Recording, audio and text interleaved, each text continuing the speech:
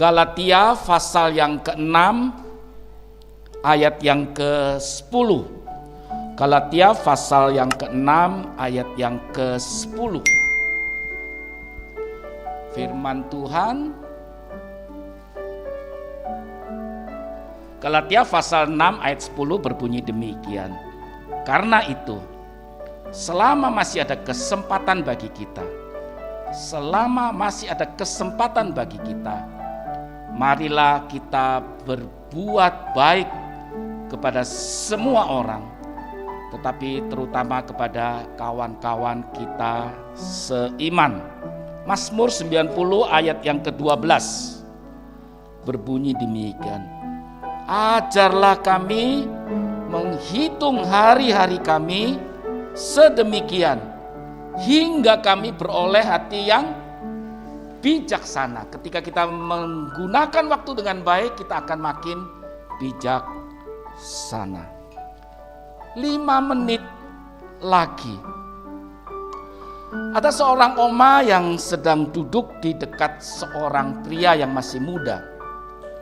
Mereka sedang mengamati anak dan cucunya masing-masing di sebuah tempat bermain di taman kota di kota tersebut.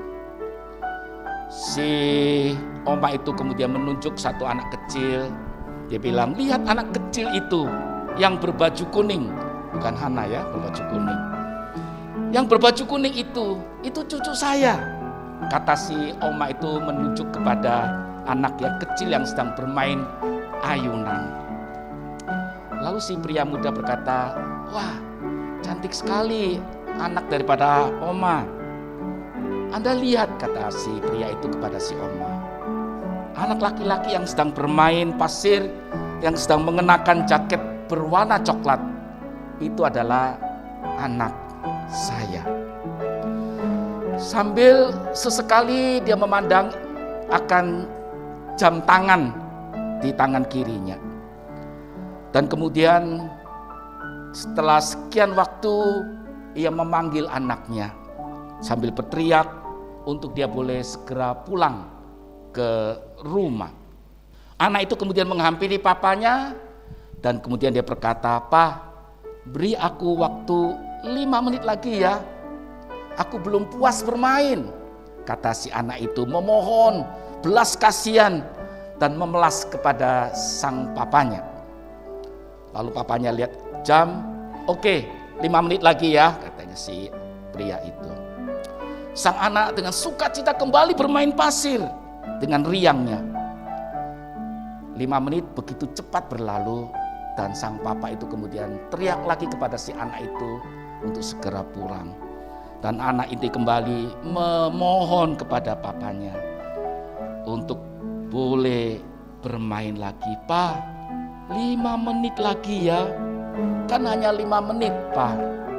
Pa, boleh kan 5 menit lagi?"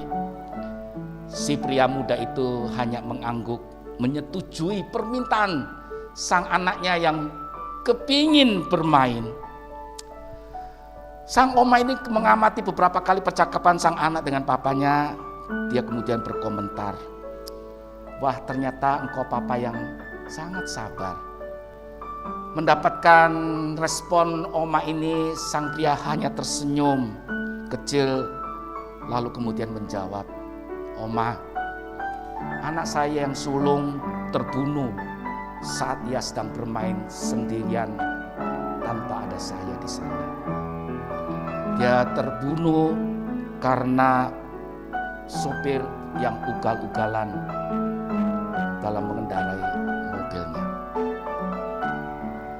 Aku menyesal karena aku tidak pernah punya waktu yang cukup untuk menemani bermain. Untuk sekarang ini, aku akan memberikan seluruh waktuku untuk anakku yang kedua dan tidak akan pernah mau mengulangi kesalahan yang sama. Meskipun hanya 5 menit lagi. Meskipun hanya 5 menit lagi. Mungkin bagi anakku dia mendapatkan bonus 5 menit untuk bermain pasir, bermain ayunan, bermain beberapa permainan di taman kota ini. Padahal sesungguhnya sayalah yang mendapatkan bonus 5 menit lagi untuk bisa melihat dia, mengawasi dia, dan melihat kesukacitaan di dalam mata dia. Saudara yang dikasihi Tuhan Yesus, perjalanan hidup ini semuanya seolah-olah seperti sebuah perlombaan. Sebuah perlombaan untuk menuju satu titik finish. Tetapi sesungguhnya hidup kita bukan hanya sekedar perlombaan untuk menghadapi satu lintasan demi satu lintasan yang terus-menerus sama. Ada kalanya hidup kita adalah perlombaan yang membawa kita bukan pada satu jalan yang terus lurus ke depan, tetapi sesekali persimpangan. Dan kita harus memutuskan apakah kita ke kiri atau ke kanan. Dan saat persimpangan itu muncul di depan kita, sesungguhnya disitulah kita butuh namanya hikmat daripada Tuhan. Keberanian untuk membuat satu keputusan yang tidak akan kita pernah sesali. Karena setiap keputusan yang kita ambil selalu ada konsekuensinya. Selalu ada akibat yang menyertai dari seluruh keputusan kita. Dan tentu prioritas apa yang menentukan kita untuk mengambil kanan, tidak mengambil kiri atau sebaliknya. Skala prioritas dalam hidup kita itulah yang kemudian kita jalani, kita isi dalam perjalanan hidup kita. Permisi tanya, fokus utama atau prioritas apa yang saat ini kita miliki dalam hidup kita? Sebagian besar kita sudah berumur 60 ke atas, sebagian kecil yang kita mungkin di bawah 60. Penyesalan apa yang kita, kalau kita boleh menyesal, apa sih yang kita sesali dalam perjalanan hidup ini? Pasti ada. Seperti ayah yang kita dengar dari kisah di atas. Dia menyesal karena tidak memiliki waktu bermain dengan anak yang sulung. Tetapi ketika kita menggunakan waktu yang ada, prioritas yang kita tetapkan, kita putuskan, kita ambil kemudian, kita ambil dan kita tidak boleh pernah menyesal selanjutnya. Bapak Ibu yang dikasihi Tuhan Yesus, waktu adalah kesempatan. Waktu dan kesempatan itu adalah kehidupan. Saudara ada mengatakan bahwa waktu itu adalah kesempatan, tapi waktu dan kesempatan bukannya sekedar sebuah kesempatan saja. Tetapi dalam waktu itu ada kehidupan. Ada hal-hal yang kita bisa ganti dan kita tebus di dalam perjalanan waktu kita.